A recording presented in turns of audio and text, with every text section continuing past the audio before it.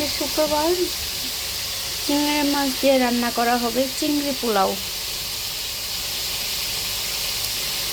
কারণ শুক্রবারে স্পেশাল খাইতে হয়, এই জন্য চিংড়ি মাছের পোলাও রান্না করা হবে আজকে।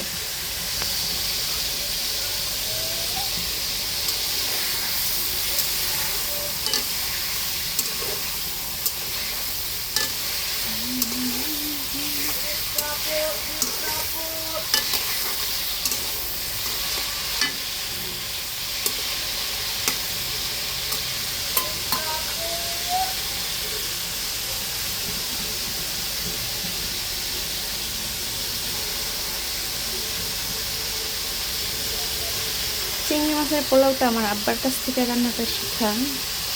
আব্বার হাতের চিংড়ি মাছের পোলাও সেই মজা, অনেক ভালো লাগে।